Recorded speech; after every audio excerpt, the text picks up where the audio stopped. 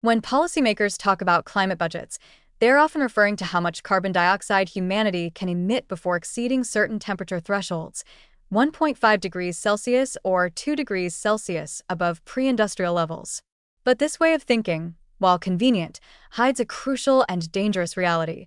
The ocean is not a passive sink quietly absorbing our excess heat forever. It is an active, dynamic system that stores energy temporarily and can return it suddenly to the atmosphere. The vast heat reservoir beneath the surface of the world's oceans is a ticking clock that doesn't appear in most climate models or carbon budgets. When that hidden warmth resurfaces, it has the potential to shatter assumptions about safe temperature limits and expose the fragility of health systems everywhere.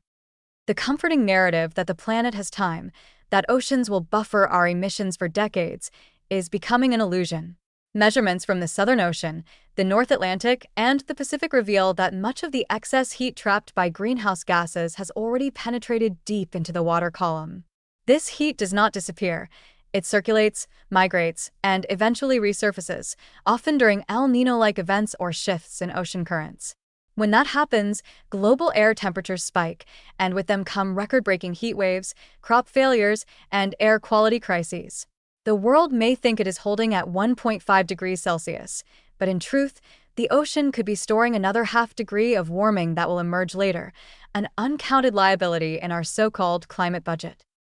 For hospitals and public health systems, this miscalculation is not abstract. It translates into being unprepared for the sheer scale and frequency of climate-driven emergencies. Health planners still tend to base their strategies on gradual, predictable warming. Yet, ocean heat release is neither gradual nor predictable. It can push regions into deadly heat stress almost overnight. A single oceanic heat pulse can shift local temperatures by several degrees, creating conditions where human thermoregulation fails. Emergency rooms face a surge of heatstroke, dehydration, and cardiac arrest cases. Power grids, already strained by air conditioning demand, collapse under the pressure. Intensive care units run short of cooling capacity. In poorer regions, hospitals without backup generators simply go dark, leaving patients to die from conditions that would be survivable in a stable climate.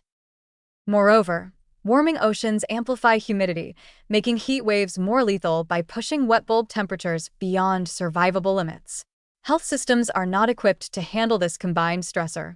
Most medical guidelines still treat heat illness as an episodic, seasonal problem, not a chronic public health crisis. Yet, as ocean heat increasingly shapes atmospheric behavior, these events will become multi-month, multi-region phenomena.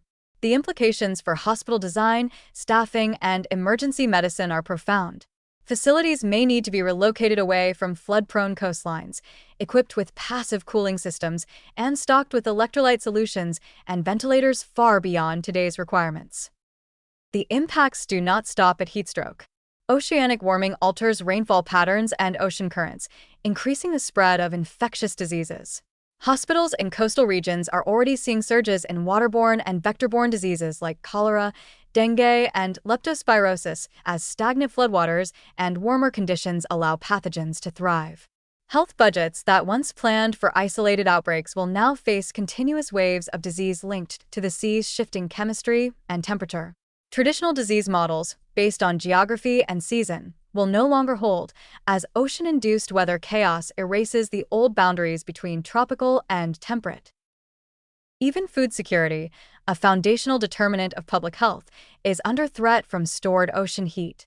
As marine ecosystems warm, fisheries decline and coral reefs die, removing major sources of protein for billions of people. Hospitals will not only treat heat illnesses, but also malnutrition and its immune-suppressing effects. Supply chains for essential medications, many of which depend on temperature-sensitive logistics, could break down during marine heat waves or ocean-driven storms. In this way, the ocean's hidden energy becomes a force multiplier of human vulnerability, one that overwhelms even the most advanced healthcare systems. The financial dimension is equally dire. Climate budgets that ignore ocean heat are not just inaccurate, they are dangerous because they give governments a false sense of time. They encourage delay in adaptation spending, underfunding hospital resilience projects, and leaving communities exposed to sudden, compounded disasters. When the next major pulse of ocean heat releases into the atmosphere, the global health sector will be caught between two fronts: managing acute crises and dealing with chronic infrastructure collapse. Insurance systems, emergency funds, and public health reserves will prove woefully inadequate. There must be a reassessment of what climate preparedness means. It is no longer enough to plan for incremental warming. Public health strategies must be redesigned for nonlinear climate shocks, in which the world's largest heat reservoir, the ocean, becomes an unpredictable aggressor. Hospitals need climate simulations integrated into their planning. Governments must budget not just for emissions reduction, but for emergency medical resilience. Air quality, disease surveillance, mental health, and water sanitation should be treated as climate frontlines, not afterthoughts. The warning is stark. The ocean has been buying us time, but it is a loan, not a gift. When that heat comes back to the surface, the illusion of stability will vanish, and humanity will face a public health emergency on a scale no one has budgeted for.